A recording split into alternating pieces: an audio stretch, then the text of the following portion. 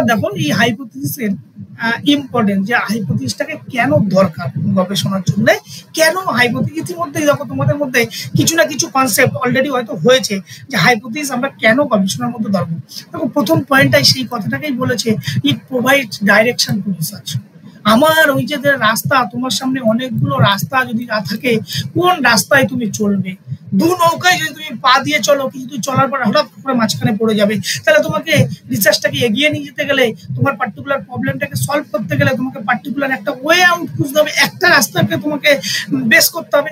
সেই জন্য বলছে যে রিসার্চটাকে একটা প্রোভাইড করে ডাইরেকশন, তোমার রিসার্চটা কোন দিকে যাবে তার একটা ডাইরেকশন প্রোভাইড করবে। সেই জন্য কিন্তু হাইপোথিসিসটাকে ভীষণভাবে জরুরি।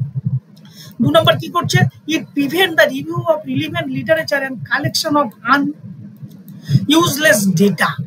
এই যে তোমার যে ডাইরেকশন যেরকম সিলেক্ট করলো, এই যে তুমি বলছিলে না রিসার্চ ডিজাইনটা কেমন হওয়া দরকার, তার সাথে কি সম্পর্ক, এখানে তুমি যে ডাইরেকশনটাকে প্রোভাইড করবে সেই মতো করে যদি তুমি রিসার্চটাকে করো, তাহলে তোমাকে এই যে useless collection of useless data, যে ডেটা আননেসেসারি অযথা কোনো ডেটা তোমার নেওয়ার প্রবণতা কিন্তু কম থাকবে।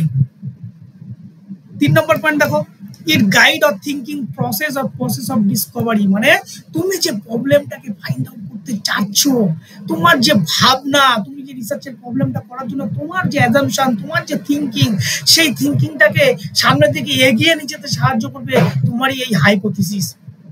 ইট প্রিভেন্ট ব্লাইন্ড রিসার্চ, এটা বলার নিয়ে আর কিছু নেই।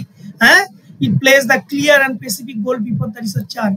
মানে কি, স্পেসিফিক গোল, তোমাকে একটা ডাইরেকশন তুমি বেছে নিয়েছো, ক্লিয়ার একদম বেছে নিয়েছো যে তোমার রিসার্চটা এই ওয়েতে যাবে, এইভাবে রিসার্চটা করতে হবে, এই আউটকাম তুমি রিসার্চ থেকে পেতে যাচ্ছ, তার একটা একদম পেতেই তোমাকে একটা তোমার রিসার্চের আউটকাম তোমার সামনে চলে আসবে, যাতে তোমাকে রিসার্চটা সামনের দিকে এগিয়ে নিয়ে যেতে অনেকটা সুবিধা হবে। 6 number it serve the framework or drawing conclusion. তোমাকে স্পেসিফিক তোমার যে ডাইরেকশন তুমি প্রোভাইড করবে সেই মতো করে তোমাকে কনক্লুশন ড্র করতে তোমাকে সুবিধা হবে। হ্যাঁ, এই hypothesis is the principal of goal oriented. হ্যাঁ, তুমি কোন পথে রিসার্চটাকে এগিয়ে নিতে চাইছো তার একটা স্পেসিফিক গোল, ওই জন্য বলছে এটা goal directed, always hypothesis goal oriented. Hypothesis should be relation to the variable. তোমার যে ভেরিয়েবল থাকবে, ডিপেন্ডেবল ভেরিয়েবল, ইন্ডিপেন্ডেন্ট ভেরিয়েবল, তার মধ্যে অবশ্যই রিলেশনশিপ থাকবে।